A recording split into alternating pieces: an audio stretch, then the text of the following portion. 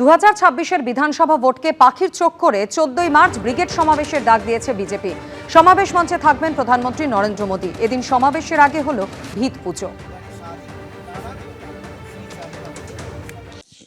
14ই March ব্রিগেডের মাঠে নরেন্দ্র মোদীর উপস্থিতিতে বঙ্গ বিজেপির জনসভা।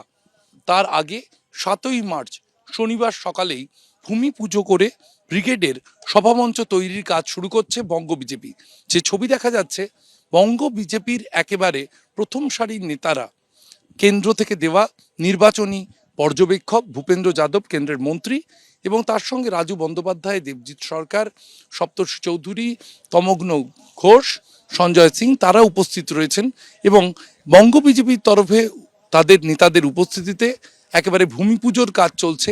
এই ভূমি পুজো করে তারা মঞ্চ বাঁধার কাজ শুরু করবেন। 7 দিন ধরে এই সভার প্রস্তুতি চলবে। আগামী 14ই মার্চ এই ব্রিগেডের মাঠে সভা করতে আসবেন নরেন্দ্র মোদী। দেশের প্রধানমন্ত্রী নরেন্দ্র মোদী তিনি আসবেন এবং তিনি প্রধান বক্তা হিসেবে অংশ নেবেন এই বঙ্গ বিজেপির বিধানসভা ভোটের আগের এই ব্রিগেডের মাঠে ভোটের আগে সব থেকে বড় সমাবেশ করতে চলেছে বঙ্গ বিজেপি প্রধানমন্ত্রী নরেন্দ্র মোদীর উপস্থিতিতে। ক্যামেরায় তরুণ কুমার বিশ্বাসের সঙ্গে শিবাশিস মৌলিক, এবিপি আনন্দ, কলকাতা। বিধানসভা ভোটের আগে আচমকা পশ্চিমবঙ্গের রাজ্যপাল বদল নিয়ে তোলপাড় শুরু হয়েছে রাজ্য রাজনীতিতে। শুক্রবার অভিষেক বন্দ্যোপাধ্যায় এই নিয়ে আক্রমণ শানিয়ে বলেন, যেন তেন প্রকারে বাংলা দখলের জন্যই এই পদক্ষেপ। অন্যদিকে জল্পনা জিইয়ে রেখে বিজেপি বিধায়ক অগ্নিমিত্রা পাল বলেন, আগামী দিনে অনেক কিছুই হতে চলেছে। নির্বাচনের 1 মাস আগে কি এমন বলল রাজ্যপালকে পদত্যাগ করাতে হলো? বিদায় নিলেন বোস। রাজভবনে এবার রবির উদয়। বিধানসভা ভোট যখন একেবারে দোড়গোড়ায়, তখন আচমকা বদলে গেল পশ্চিমবঙ্গের রাজ্যপাল। আর তাই নিয়েই পশ্চিমবঙ্গের রাজনীতি এখন উত্তাল। বিধানসভা ভোটের মুখে আচমকা রাজ্যপাল বদল কেন? প্রাক্তন গোয়েন্দা কর্তাকে রাজ্যপাল করে পাঠানোর নেপথ্যে কি বিশেষ কোনো উদ্দেশ্য রয়েছে? অনেকে মনে করিয়ে দিচ্ছেন 2010 সালে বিধানসভা ভোটের বছরখানেক আগে পশ্চিমবঙ্গে রাজ্যপাল করে পাঠানো হয়েছিল এম.কে. নারায়ণনকে, যিনি ছিলেন প্রাক্তন গোয়েন্দা প্রধান। 2011 সালে সিপিএমকে সরিয়ে ক্ষমতায় আসে তৃণমূল। 15 বছর পর আরেকটা বিধানসভা ভোটের ঠিক আগে পশ্চিমবঙ্গে রাজ্যপাল করে পাঠানো হলো আরেক প্রাক্তন গোয়েন্দা কর্তাকে। কিন্তু কেন? এর নেপথ্যে রাজনীতি দেখছে তৃণমূল।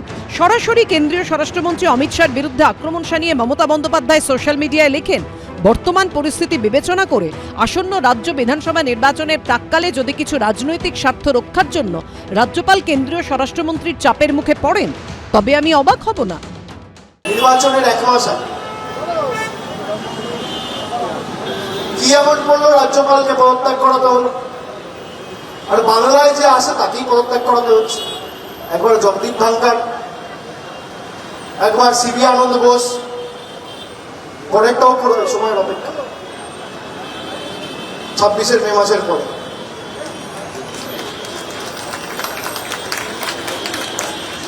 কি এমন হলো?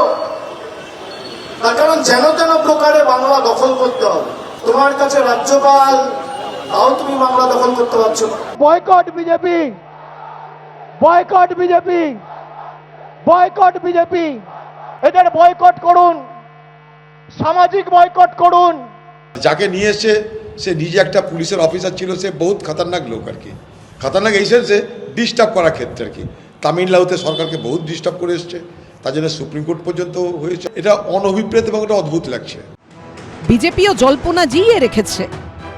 মমতা ব্যানার্জি হয়তো বুঝতে পারছেন, যে কারণে আমি শুনছি উনি অত্যন্ত চিন্তিত এবং গতকালও মাননীয় গৃহমন্ত্রীর সাথে অনেক কথা কাটাকাটি হয়েছে। কিন্তু 15 বছর যদি বাংলার মানুষের কথা ভাবতেন, যদি অবাধে ভোট করতে দিতেন, যদি অনুপ্রবেশকারীকে ঢোকাতেন না, তাহলে আজকে এই দিনটা দেখতে হতো না। আগামী দিন অনেক কিছু হতে চলেছে। শেষ অবধি সিভি আনন্দ বোসের আচমকা পদত্যাগ এবং আর.এন. রবিকে নিয়োগের নেপথ্যে কি সমীকরণ, সেটা বোঝা যাবে কয়েকদিনের মধ্যেই। এবিপি আনন্দ। প্রাক্তন গোয়েন্দা কর্তা, একদা অজিত ডোভালের ডেপুটি, সেই আর.এন. রবিকে বিধানসভা ভোটের আগে পশ্চিমবঙ্গের রাজ্যপাল করা নিয়ে নানান জল্পনা চলছে। এর আগে তামিলনাড়ুর রাজ্যপাল থাকাকালীন বারবার সে রাজ্যের ডিএমকে সরকারের সঙ্গে সংঘাতে জড়িয়েছিলেন আর.এন. রবি। সংঘাতের জল গড়িয়েছিল সুপ্রিম কোর্ট অবধি। এ রাজ্যের রাজ্যপাল হিসেবে তার নাম ঘোষণা হতেই শুরু হয়ে গিয়েছে চাপানুতোর। পশ্চিমবঙ্গে এবার স্পেশাল ২৬ সামনেই বিধানসভা নির্বাচন, তার ঠিক আগে আচমকা বদলে গেল রাজ্যপাল। প্রাক্তন আইএএস অফিসার সিভি আনন্দ বোসকে সরিয়ে তার জায়গায় আনা হলো প্রাক্তন আইপিএস অফিসার রবীন্দ্র নারায়ণ রবিকে, যিনি শুধু প্রাক্তন গোয়েন্দা কর্তা নন, জাতীয় নিরাপত্তা উপদেষ্টা অজিত ডোভালের ডেপুটিও ছিলেন। বিধানসভা ভোটের ঠিক আগে তাকে রাজ্যপাল হিসেবে বেছে নেওয়ার কারণ নিয়ে শুরু হয়েছে নানা জল্পনা। এক্ষেত্রে চর্চায় উঠে আসছে রাজ্যপাল হিসেবে RN রবির কেরিয়ারও, যেখানে অবিজেপি রাজ্যের সরকারের সঙ্গে তার সংঘাত বারবার শিরোনামে এসেছে।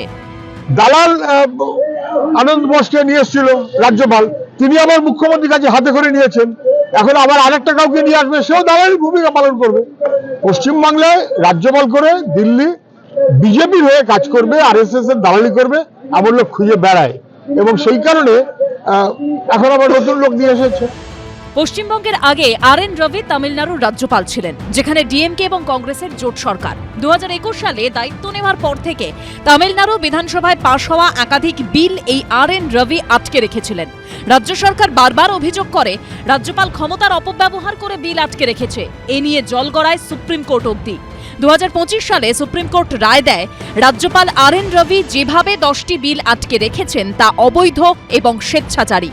2023 সালের গোড়ার দিকে পোঙ্গল উৎসবের আমন্ত্রণ পত্রে তামিলনাড়ুর নাম তিনি লিখেছিলেন তামিজগম। ডিএমকে সহ একাধিক দল এ নিয়ে তীব্র প্রতিবাদ জানায়। বিতর্কের মুখে সেই অবস্থান থেকে পিছু হটেন RN রবি। 2023 সালে ডিএমকে সরকারের মন্ত্রী সেন্থিল বালাজিকে ইডি গ্রেপ্তার করার পর একতরফাভাবে তাকে মন্ত্রীর পদ থেকে সরিয়ে দিয়েছিলেন রাজ্যপাল RN রবি। এছাড়া কখনো তিনি বিধানসভায় ডিএমকে সরকারের তৈরি করে দেওয়া পুরো ভাষণ পাঠ করেননি, কখনো আবার সরকারকে এড়িয়ে বিশ্ববিদ্যালয়ের উপাচার্যদের সঙ্গে বৈঠক করেছেন। জানিয়ে রাজ্য সরকার এবং রাজ্যপালের মধ্যে তীব্র সংঘাত এবং বিতর্কের আবহ তৈরি হয়েছিল। এবার সেই RN রবিকেই ভোটের মুখে পশ্চিমবঙ্গের রাজ্যপাল করে পাঠালো কেন্দ্রীয় স্বরাষ্ট্র মন্ত্রক। যিনি আসছেন মিস্টার রবি, উনি অজিত ডোভালজির ডেপুটি ছিলেন NS এর, এবং আগামী দিন কি হতে চলেছে আমি বুঝতে পারছি না, কিন্তু মমতা ব্যানার্জি হয়তো বুঝতে পারছেন, যে কারণে আমি শুনছি উনি অত্যন্ত চিন্তিত। তামিলনাড়ুতে PhD গবেষণারত ছাত্রছাত্রীরা ওনার হাত থেকে সার্টিফিকেট নিতে তারা অপারগতা জানিয়েছিল, কারণ উনি এমনভাবে রাজ্যের স্বায়ত্তশাসন খর্ব করেছিলেন, তামিলনাড়ুর ছাত্রছাত্রীরা ওনার বিরুদ্ধে বিদ্রোহের রাস্তায় নেমেছিল। তো এই যার অতীত অভিজ্ঞতা, তিনি এ রাজ্যেও যে বিজেপির দালালি করবেন এটা বোঝার জন্য কোনো রাজনৈতিক পণ্ডিত হতে হবে না। আচমকা বোসের বিদায় এবং রবির উদয় কি পশ্চিমবঙ্গের রাজনীতির জন্য বিশেষ তাৎপর্যবাহী, সেই উত্তর দেবে সময়। বিটন চক্রবর্তী, শিবাশিস মৌলিক ও ঐশী মুখোপাধ্যায়ের রিপোর্ট, ABP আনন্দ। ABP আনন্দ, এগিয়ে থাকে, এগিয়ে রাখে।